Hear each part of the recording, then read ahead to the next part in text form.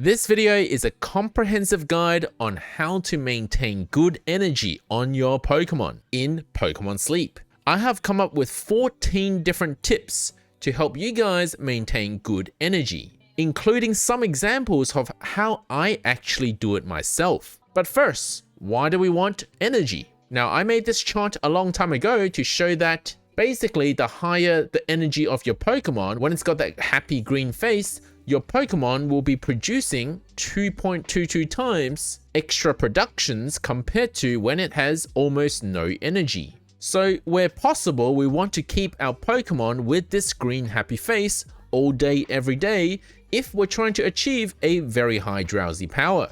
Even when you fall below 80% energy, which is at this point here, down to this slightly blue tinge face, your multiplier quickly goes down by about 15%. In other words, your Pokemon will be producing 15% less stuff, be it berry, ingredient, or skill, than if they were at this energy. So where possible, we want to maintain above an 80% energy level at all times. Now, the reason I've decided to make this video is that recently, perhaps in the last few months, the way I play the game has changed slightly. I have two separate teams. One for daytime use and the other is for when I go to sleep. And why do they look different?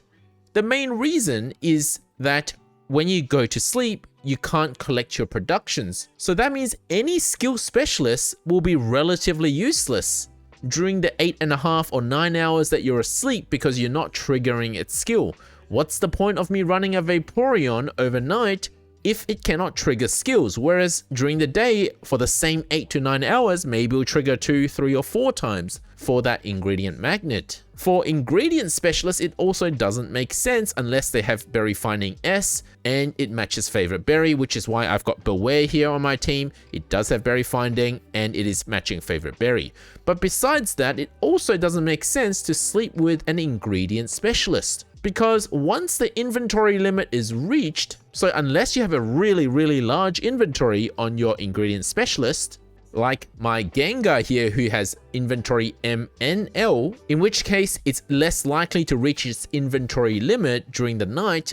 So unless you have that much inventory, what happens with ingredient specialists is once they reach their inventory limit, they're only giving you one berry at a time as their sneaky snacking. Sneaky snacking meaning that the Pokemon will only produce berries once inventory limit is reached. So that really only leaves us with berry specialists who are not as harmed by you not being able to collect throughout the night. In fact, sometimes it's a good thing because sneaky snacking forces the berry production. Yes, you lose out on some skills and you won't collect any ingredients from your berry specialist, which isn't their role anyway. They don't produce much ingredients to begin with. But you can see why berry specialists are the best to sleep with overnight. However, the most common question I get asked at this point is, well, what about the Pokemon that have low energy by the end of the day? How do you recover their energy? How am I supposed to switch to a team that is full of berry specialists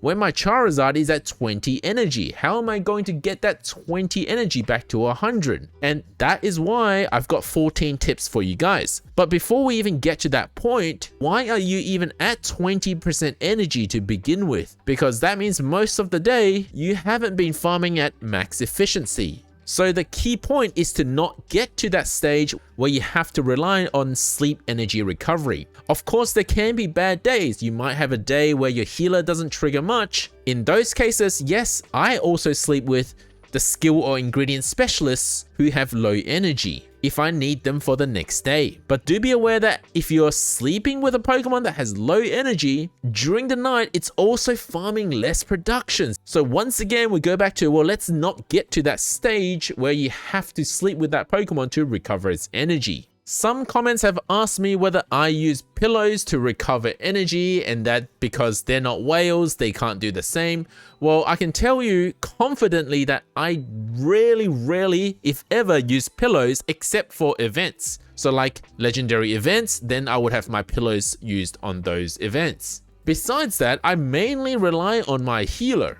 The difference though is that I do have a good camp ticket running all the time. So that 20% extra speed definitely helps with getting more skill triggers. But I can also give you the perspective from someone who is free to play. So Piggy runs a Gardevoir healer, and I'd say about half the days she does really well, ends up with over 100% energy.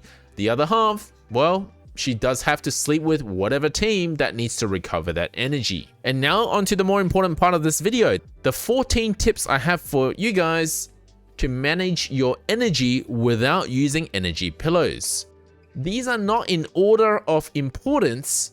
In fact, which one is more important depends on the situation and what your account is like. I would like to mention at this point that my YouTube members will get access to a transcript of these 14 tips for quick reference. So if you would like a copy of this transcript, join me on my YouTube membership. But don't worry, if you're not a YouTube member of mine, you will still get all 14 tips in this video. Number 1, get a top tier healer. This is not even a tip. This is a requirement if you want to do well in this game. Unless you plan to whale with infinite pillows, you're gonna need a top tier healer. But even if you were to whale with infinite pillows by buying them from the shops, it doesn't make sense, because if that's the case, why not just buy a bunch of helper whistles instead and then maximize your drowsy power on day 1? In fact, if you've maximized your drowsy power on day 1, you don't really need to farm the rest of the week. So the healer makes, in fact, all your Pokemon make no sense. So we're only talking about where we don't use pillows to maintain good energy. And of course, the current best healer in this game remains to be Gardevoir, the energy for everyone healer. The stats that you're looking for a top tier healer are skill trigger M, helping bonus, main skill chance up, helping speed M, maybe even helping speed S, and skill trigger S. And you should know that the most important thing for most skill specialists is their skill level. If you're going to use a good healer, make sure it's high skill level. You're going to need to invest those main skill seeds. Just make sure it's a good one before you invest. And the main reason is, well, it's simple maths. If you look at level 1 versus level 6, there is over 300% improvement of the healing amount, going from 5 heals per Pokemon to 18 heals per Pokemon. There's no other single stat in this game that gives you that much extra value. You're not going to see it in skill trigger, you're not going to see it in helping bonus. It's just nothing that produces that much value except to invest your main skill seeds. So once you get the perfect rolls, don't hold back on those main skill seeds. And to prove to you guys how good Gardevoir actually is, I'm going to use the Raininex calculator and compare 2 different scenarios. Very simple, I've put some of the best stats for a berry specialist, let's say Meganium, Berry Finding, Helping Bonus, and Helping Speed M, and Adamant Nature over at Team Analysis. So the Helping Bonus applies to all 5 Pokemon, and all of them have the same stats. I've got Favorite Berry set on, because we're at Lapis Lakeside with this team. I've set to 8.5 hours single session just to keep the math simple. And you can see my strength production is about 70,000 per Meganium, totaling 2.6 million in Snorlax strength. But if I were to swap out one of these Pokemon for a top tier Gardevoir that has Helping Bonus, Skill Trigger M, Helping Speed M, and Main Skill Chance up, you can see that each of the Meganium has gone up in strength. My other settings have remained the same. Of course, Gardevoir itself doesn't produce a lot of strength, but because of this boost, the total strength works out to be better than a full berry specialist team that has top tier stats at 2.8 million per week. Now, of course, everyone's situation is going to be different, but you can see that Gardevoir can improve the strength of any berry team. The reason why I chose berry team is because, well, dishes depends on luck, depends on whether you crit, so it's always easier to compare berry specialists. But of course, it's also important to maintain good energy on any ingredient specialist as well. Of course, some of you might go, but I haven't unlocked Lapis Lakeside, or Lakeside's just too far away, there's no way for me to get a good Gardevoir, what should I do? Which brings me to my second point, and it is to have a secondary healer. Now I'm going to call Wigglytuff a secondary healer, but some people use Sylveon and that's okay. I just prefer Wigglytuff because I don't need to waste my Eevee candies, but Sylveon is a little better than Wigglytuff with its base trigger rate. So what is the secondary healer? It is the healer that you use until you get a Gardevoir, basically Wigglytuff. Now you don't want to over-invest your main skill seeds because main skill seeds are very limited. So one of the best sub-skills to get for a secondary healer is skill level up M. And it helps if you have skill level up S as well, because then you don't need to use your main skill seeds if you catch the Wiggly as an Eevee. You can evolve it twice and have these two skills. You basically get to level 6 main skill level for free. Ideally, you also have some speed and maybe skill trigger and maybe main skill chance up. But remember, the most important thing is the skill level. Now, if you don't get skill level up, you can still use any Wiggly that has helping speed, skill trigger M, and main skill chance up. If you have all of those good stats, maybe it's actually worth investing those main skill seeds. You just have to do it again when you get to Gardevoir. But what you'll end up with is 2 good healers, which is why I've called tip number 2 a secondary healer. In fact, I sometimes have to go back to using Wigglytuff for several reasons. So let me show you my stats on my Gardevoir. Ralts Disney has helping bonus, it has skill level up, sleep EXP. Sleep EXP is actually not that helpful to me, but otherwise it has skill trigger M, skill trigger S much later on, so it only gets better. Thankfully, it has main skill chance up, which overall rounds off this Gardevoir as being a pretty decent energy for everyone healer. But as you can see, I don't actually have much skill trigger in its sub-skill, so you guys can actually improve on your Ralts or Gardevoir to have even better stats than what I actually have. Right now it's 11 PM, so Gardevoir has been running all day and it's maintained its own energy above 100%, so that's how good this Gardevoir is, even though the main trigger rate comes from its nature and helping bonus. The other 2 skills that I've got unlocked aren't actually improving its trigger rate. So some days my Gardevoir actually doesn't trigger enough. So what I do is I rotate out the Gardevoir when it falls below 80% or maybe even 60%, which almost has never happened before, but let's say it falls below 80%. So then I go, okay, now I swap in Wigglytuff, who is at 100% energy. My Wiggly has skill trigger M, it has helping speed and speed of help up, so it's still got pretty good skill trigger rate. But the reason for the rotation is I don't want my healer to have low energy, because my healer needs to be the one to maintain the energy of the whole team. When Gardevoir falls below 80% energy, it's producing 15% less skill triggers, which is what I need to maintain the whole team. So hopefully that makes sense. The energy on your healing Pokemon is also very important. Energy for everyone healers are basically the medics of this game. You have to protect your medics, you have to maintain their health, otherwise they're not going to be helping the rest of your team. But there's one more reason why I sometimes rotate between Jigglytuff and Ralts Disney, and that is for the ingredients. Jiggly provides me with honey, which I currently don't actually have a good ingredient farmer for. So on weeks where I need stuff for desserts, I might need to run Wiggly. And on days where I need apples and corn, then I would run Ralts Disney. Tip number 3, when to sleep with your healer. Now, if, like my previous example, my Gardevoir has fallen below 100% or maybe even below 80% energy, then it makes sense to sleep with it overnight. 2 things. One is to recover its energy. We want it back to 100% so that we can go again the next day. Hopefully Gardevoir can maintain the entire team's energy better this time. There's going to be some RNG involved, so I don't expect that every day Gardevoir will be above 100%. But if, like in this situation here, Gardevoir did get above 100% energy, then it can be quite wasteful to have Gardevoir go to sleep, because what happens by the time you wake up is that that energy goes down to 100%. Why 100? Because overnight you're losing that energy, but when you recover energy from sleep energy recovery, you can't break 100%, you can't go over 100%, unlike the main skill triggers. Now, this would normally be a good thing if you were running berry specialists. You want your berry specialists, if possible, to go to sleep at 132% energy. And that's because by the time you wake up, they would deplete down to 80% energy overnight and then immediately recover back to 100. But because the farming rate while you were sleeping is affected by the energy, starting with a high energy means that the entire night, it never fell down to below this green smiley face, which is the 2.2 times multiplier.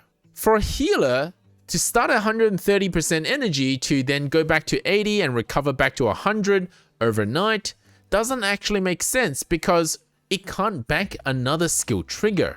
It's not like you can have 2 skill triggers in the morning, whereas berry productions keep increasing overnight when the berry specialist reaches sneaky snacking. So what do we do in these situations? What you can do is just remove it from the team.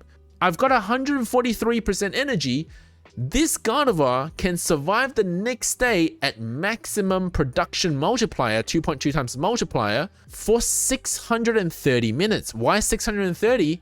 It's because I've got 43% and another 20% to before it reaches below 80% energy, so 63% energy, which is equivalent to 630 minutes before it falls to the next smiley face, where it won't trigger as much because of a reduced efficiency. And of course, during that time, it could be triggering a few more times. Basically, I'm allowing my healer to maintain a very high energy more of the day. Yes, you might miss out on that first trigger you get in the morning if you did sleep with a healer, but that trigger isn't guaranteed anyway. Let's say there's a 50% chance.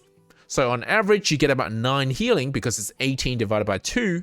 You really only bringing your Gardevoir to 109% energy. Whereas in this case, I've got 143% energy to work with, starting the next day. So don't go to sleep with something this high in energy if it's a skill specialist. You can't trigger its skill overnight, so it means nothing. Tip number 4. Utilize your self-healers or Charge Energy S Pokemon. This is the list of all current self-healing Pokemon, and they include the pseudo-legendaries like Tyranitar, Dragonite.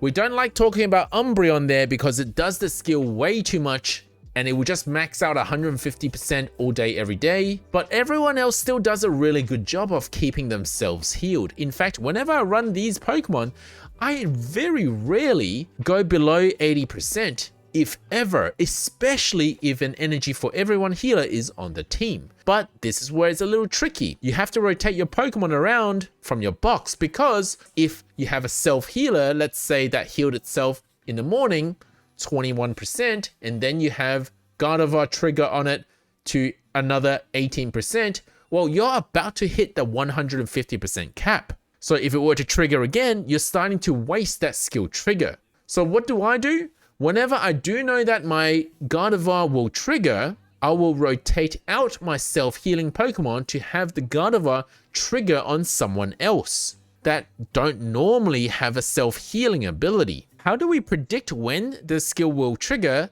That's another tip.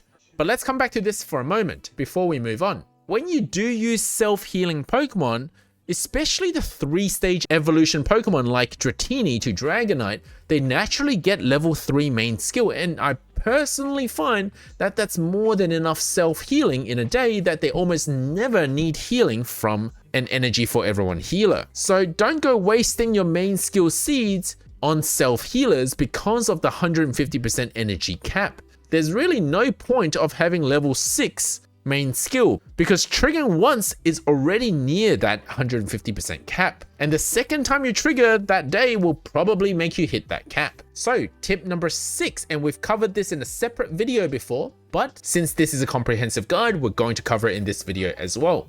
We're going to predict when the main skill is going to trigger, and it's very simple. You simply turn off your internet connection. You turn on airplane mode, or you turn off your 4G, 5G, or your Wi-Fi, and what should happen is when you tap on your Pokemon to collect its production, you should get an error message like this that says you're currently offline. This is the previous video that I'm talking about that I've made, so I won't show it again. But once you know that Pokemon will trigger because it tells you that you're currently offline, when you do log back into the game, then you know how to move around your Pokemon to have the energy for everyone applied to the correct Pokemon. For example, it's time to rotate out your Dragonite and your Tyranitar. They don't need the energy for everyone healing. Now, this skill prediction works for all skills, but the main use is for energy for everyone healing and for energizing cheer. In fact, if you rotate your Pokemon well enough, you should find that a lot of your boxed Pokemon actually have high energy by the end of the week. And if the next week is an event week, even better. You can start the next week with high energy Pokemon that have been boxed because you're rotating and healing properly. Now, one thing I haven't tested in full myself is how predicting this skill trigger affects energizing cheer.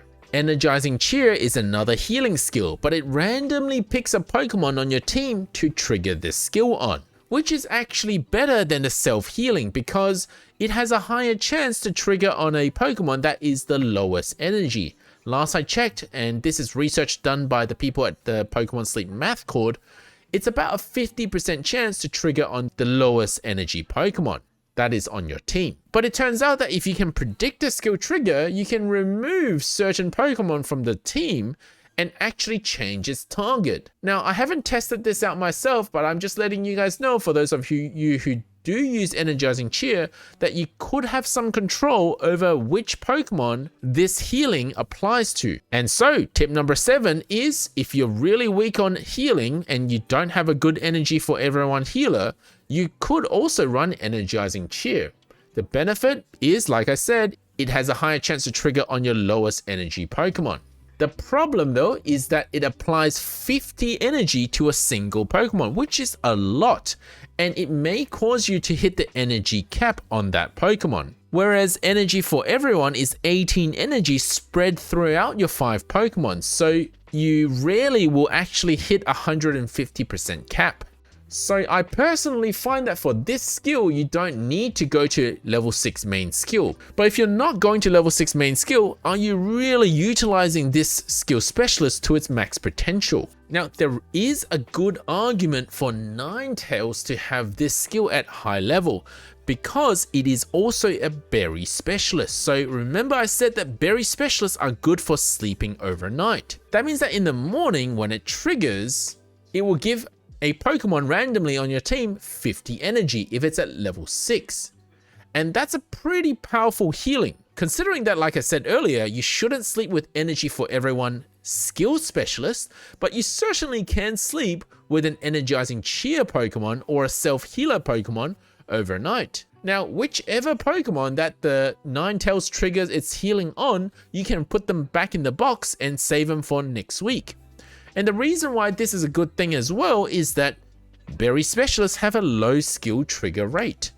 But guess what happens when you use low skill trigger rate Pokemon overnight? When you wake up, the chance of a skill being produced is not too different to that of a skill specialist. Of course, it varies depending on your inventory, etc. But because it's had 8 hours to produce, up until the inventory limit, you're far more likely to see that skill trigger. This strategy though won't work for Comfey because it's an ingredient specialist. You could put it to sleep and have it wake up in the morning and give you energizing cheer, but of course, when it reaches sneaky snacking, well, it's not producing that berry as much as a good Ninetales would be. But besides that first heal in the morning after a long sleep, energy for everyone healing is still the most important healing skill. Not forgetting that 18 heals over 5 Pokemon is 90 heal in total, which is still more than the 50 that you get from energizing cheer. So here's an interesting point. If ever there were a berry specialist that has energy for everyone healing, I would very much considering seeding that to level 6. Because not only do you get 90 energy in total over your 5 Pokemon, you're recommended to sleep with a berry specialist. And having a low skill trigger rate doesn't affect it that much as long as the inventory is large enough so that by the morning it has a pretty good chance of having that one trigger. Finally, we've made it to the halfway point of my 14 tips. The next one is simple. If you find that your healer isn't healing as much as usual, it may be because your team that you're running this week doesn't have as many helping bonus Pokemon as the week before. We have talked about helping bonus before in another video and how many players continue to undervalue it, but I'm seeing a lot more people thinking of it as a very strong skill now after we talked about it, which is good news.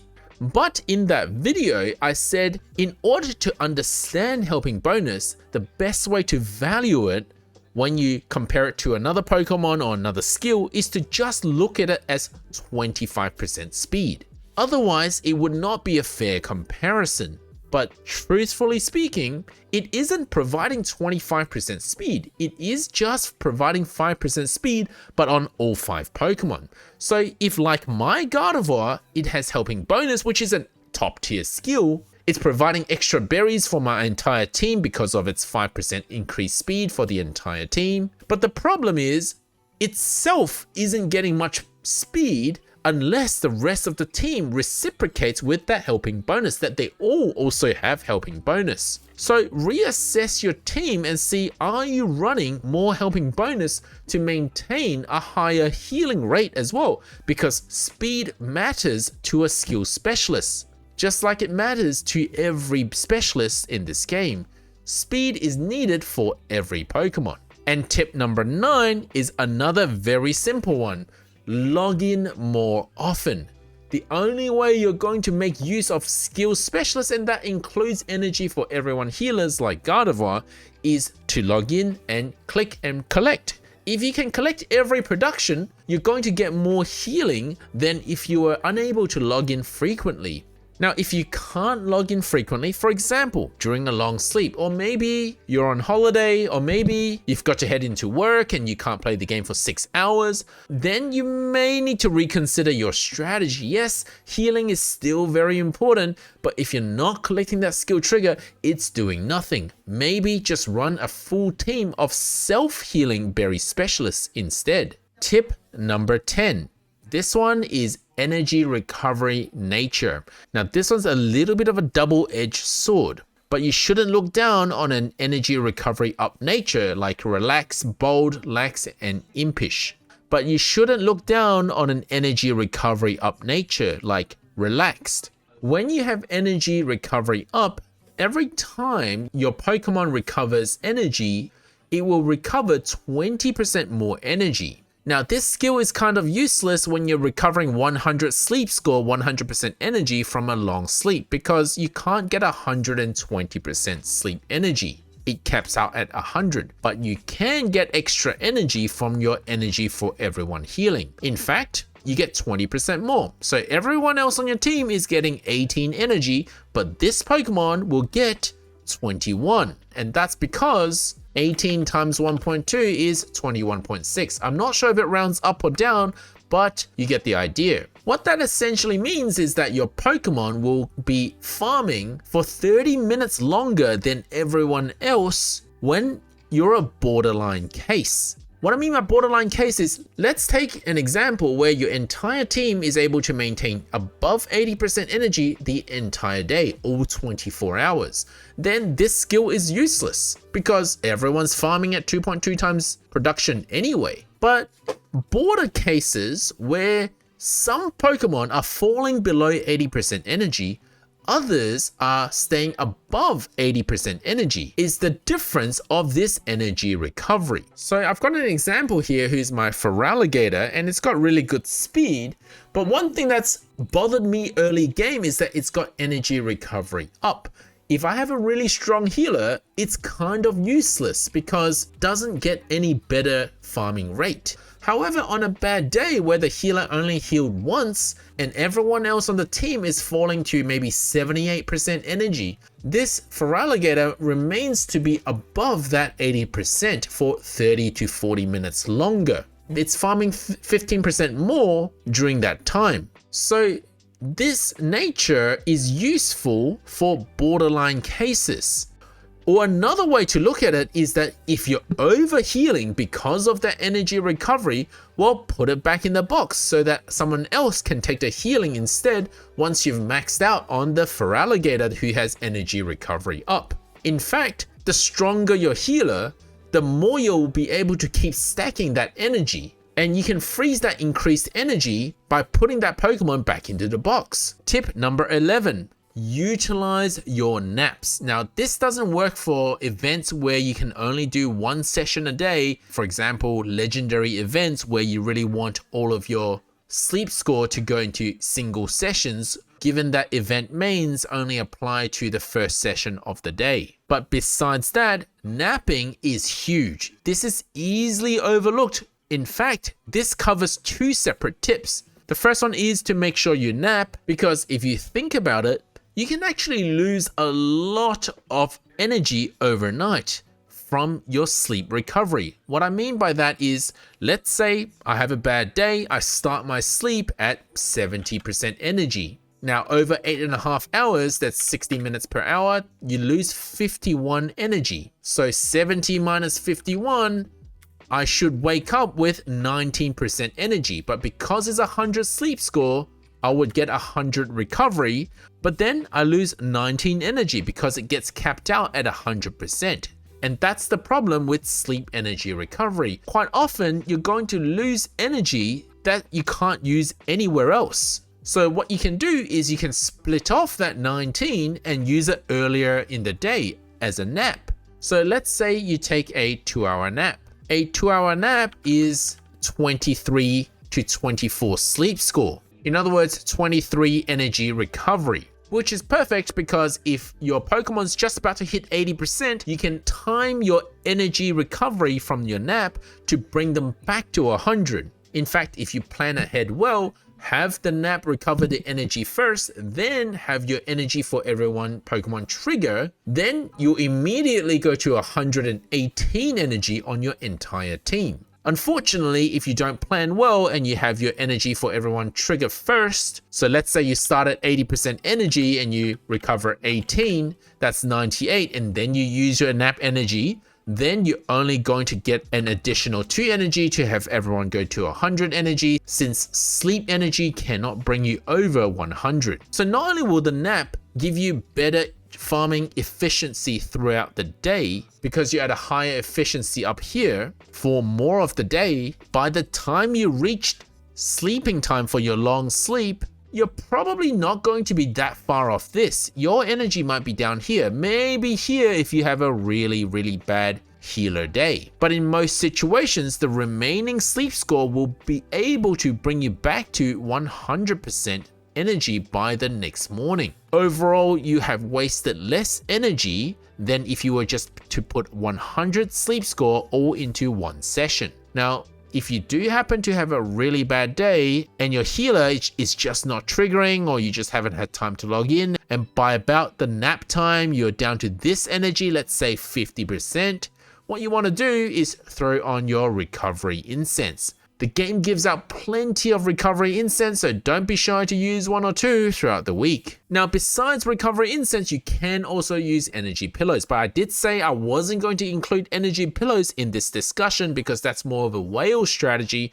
Having said that, I think free-to-play players get plenty of pillows as well. But where I would use the pillow is on the healer, because again, you got to protect your medic, because they will bring the rest of your team back to a high energy. It would cost you 4 pillows to heal the rest of the team, and only 1 pillow to heal the healer, who will then help the rest of your team. So from a min-maxing perspective, it's better to use your pillow on the healer. Now, I'm a big believer of taking naps in this game in order to help you min-max, but some people might have a concern that napping would reduce your overall drowsy power on your strong sessions. Yes, that is true, but only to a certain extent. In fact, I actually made a huge post that you can find in my Discord under a pinned post in Sleep Questions. Now, I won't bore you with the entire text, you're welcome to read it, but the gist of it is that by maintaining good energy, you're actually going to get better Snorlax strength and better drowsy power throughout the week. so that you actually end up with more drowsy power by the end of the week. Yes, for the last session of the week, it would make sense not to nap if you want to absolutely maximize that drowsy power, but in the first 5 to 6 days, by taking that nap, you're maintaining better energy and therefore your Pokemon are farming more productions, giving you better Snorlax strength. Of course, the only catch is if your nap isn't actually healing your Pokemon. Let's say your Gardevoir just always has a really good day and you're never going to below 80% energy even without the nap, then it could make sense to not do naps and just go for your one single maximum sleep score session. But I would argue one other point if that's the case, which is tip number 12. I call this nap foresight. So we talked about skill foresight. We talk about predicting the skill, knowing when it will trigger. We can also do nap foresight. What that means is, let's take a look at this chart again. This is 100 energy. This is 150, which is the cap, 50, and over here is 0 energy. Now, if you take your nap and finish your nap at above 100% energy, then there's no benefit from that nap at all from an energy perspective. So let's take an example. We talked about how sleeping 2 hours gives you about 23 energy recovery. If you start sleeping from 130% energy because your healer has had a good day and it's fallen to about 118 energy, well, nothing's really happened. Even if you recover 23, you're still going to be at 118 by the time you actually sync the nap and end the nap session, or sync your plus, you're just going to be stuck at 118. Overall, you're just slowly depleting your energy. So this is what I sometimes do. So let's say I start the day at 8:30 in the morning, and I know that approximately my nap time will be about 6 p.m. at night. Now, I'll have my healer trigger maybe once, maybe twice in the morning, maintaining a relatively healthy energy around 100, but I won't have it trigger to 130% energy before my nap.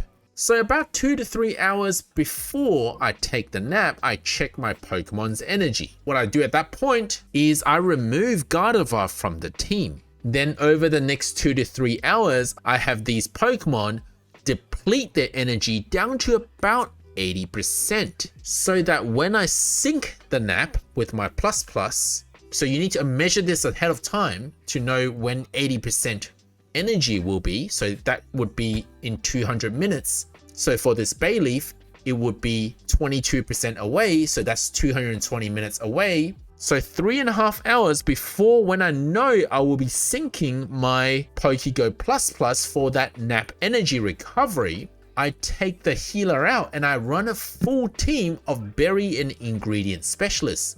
Each one slowly depleting down to 80%, then with the nap bringing them back up to 100%, then I rotate the healer back in. And what that essentially allows me to do is to have 5 real farmers that are producing at the maximum rate and never falling below that 2.2 times multiplier.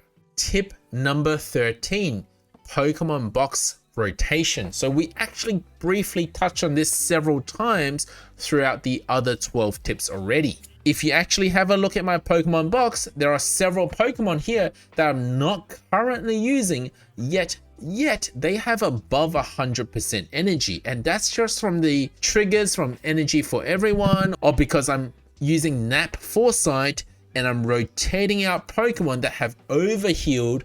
So that's why I have numerous Pokemon that are above 100%. I've got this, well, bonus that's 124, 111, 115, 111, 107, 138 Gardevoir. Pomato Bell isn't at 100, but I'm actually not too concerned about Victory Bell because Victory Bell is a self-healer.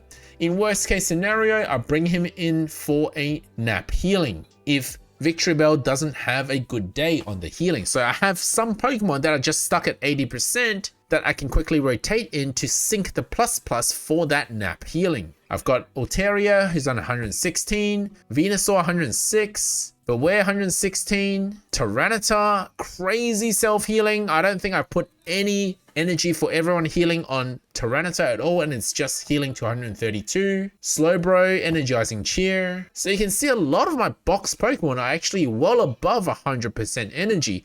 And if you are rotating your Pokemon well, utilizing all the strategies I talked about, you can be more prepared for an event because you're less reliant on your healer, or you're less reliant on having to nap, because more of your Pokemon are above 100% to start with anyway. So all that was to lock in that energy when you don't actually need to use it. But there is one more thing about Pokemon Box, is that when you recover energy, 100 sleep score translates to 5% energy recovery for your entire box. So any Pokemon like my Victory Bell that is not at 100%, they get 5% healing just for staying in the box. Now, this won't apply to new players because you might not have a lot of good Pokemon to choose from. But as your account gets stronger and stronger over time, you're building like 30, 40 strong Pokemon, then having them run below 100% energy, then boxing them allows you to utilize that box healing. And while it might not seem like much, if you think of 5 healing over 20 Pokemon that you've got in the box, giving you a total of 100 healing, box healing is numerically as strong, if not stronger, than any type of healing that you can do in this game. Just depends on how many Pokemon you've got boxed with 95% or lower energy. Theoretically, if I had 100 Meganium, I don't need to run energy for every one healer. What I can do is every 50 minutes, meaning 5 energy depletion, I rotate out the Meganium that's on my team for a Meganium that's in the box. And I just keep doing that until all 100 Meganium are at 95% energy. 100 Meganium, each recovering 5 energy, is equivalent to 500 energy recovery. So the box healing would seem very weak when you're just starting the game because it's only 5 energy recovery and you might only have 2 or 3 good Pokemon that is actually usable. But as your account gets stronger, this healing cannot be ignored. It is crazy how much you can do if you plan ahead of time. In actual fact, if you think about it, in the long run, when everyone has a lot of good Pokemon, this strategy might even completely replace the need for any energy for everyone healer. At this stage of the game, that is not the case. But when you're an infinite whale and you have unlimited resources to build an unlimited amount of berry ingredient specialists, you may not need a healer at all. Now it turns out I miscounted. Now I've got tip number 15, and that's to do with dish cooking. My recommendation is cook as early as you can. A lot of people have theorized whether it would be better to heal when your Pokemon are at low energy. If you're at low energy, let's say at this smiley face here, you will get +2 energy from dish healing. You'll get +3 here, +4 here, and then +5 here every time you cook. So numerically, it sounds better. But the problem is the +2 that you get means you'll farm an extra 20 minutes at a 1.9 times multiplier. Whereas if you only get the +1 by cooking early, even if your energy is at above 100%, you get to farm stuff for 2.2 times the multiplier, an extra 10 minutes. So which one's better? It's actually very simple. Let's say you've got a 1.9 times multiplier and you farm for 20 minutes. That is a 38 production. For the same 20 minutes, if you're using just the +1 healing, what will happen is you get 2.2 times the production for 10 minutes, which is 22. Let's say in the subsequent 10 minutes, you fall below 80% energy, so therefore you hit the 1.9 times multiplier, or you simply add 1.9 times another 10 minutes. Overall, 41 still beats 38.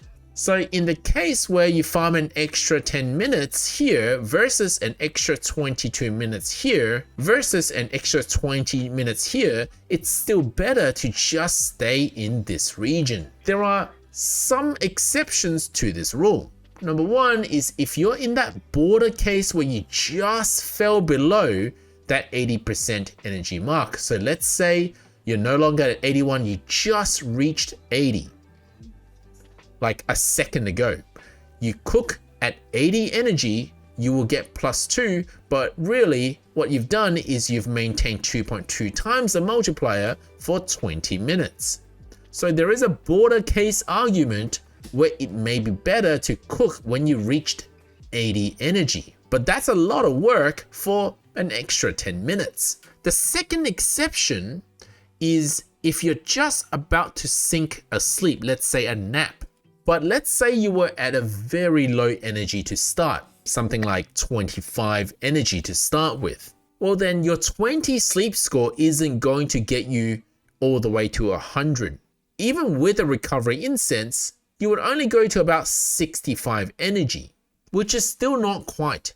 Now, if you were to cook after you sink your nap, let's say you start at 25 energy. And you recover with a nap session that is 20 sleep score. That would only bring you up to 45 energy, which is still one bracket up in the efficiency. So you go from 1.5 times multiplier to 1.6.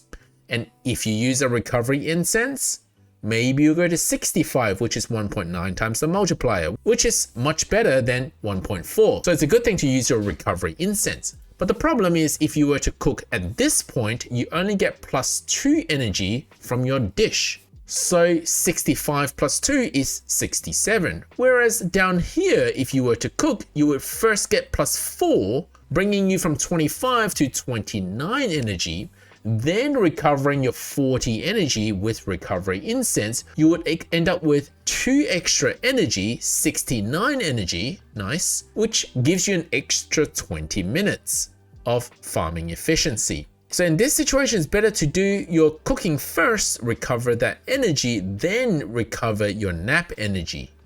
But if you do make it to 100 from your nap, then you should be doing your cooking after. So keep that point in mind when you do your dish cooking and when you do your nap recovery. And finally, tip number 16. This is the last tip I have for you guys. And it's to do with the fact that Sunday is just a little bit more special than every other day. For Sunday at night, when I'm done cooking all my meals, I'm pretty happy with my drowsy power for the week.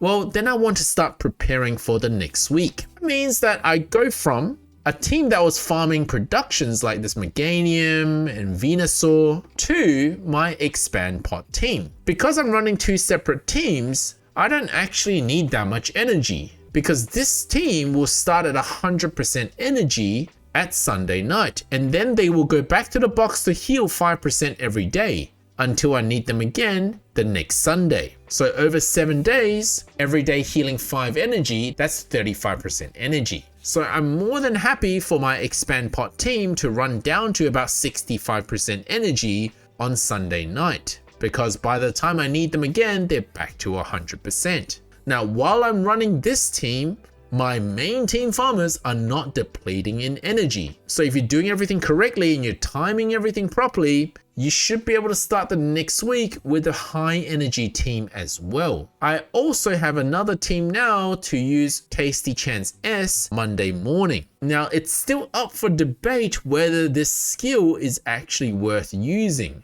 and how to use it. But from an energy perspective, you can see that I don't need a healer, because by the time they reach 80% energy, I'm ready to go back to my main farming team, and then they sit back in the box for the next 7 days until I need them to crit my meals again Monday morning. So those were 16 tips on how to manage your healing, hopefully then allowing you guys to also go to sleep with a full berry team like myself, but also maintaining a high energy to keep your Pokemon farming at the highest productions that they can.